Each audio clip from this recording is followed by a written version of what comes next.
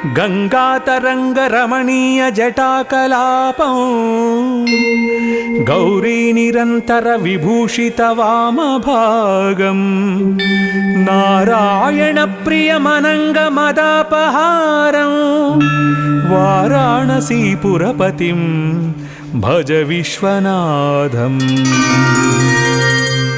वाचामगोचरमनेकगुणस्वरूपं वागीशविष्णुसुरसेवितपादपीठं वामेन विग्रहवरेण कलत्रवन्तं वाराणसीपुरपतिं भज विश्वनाथम्।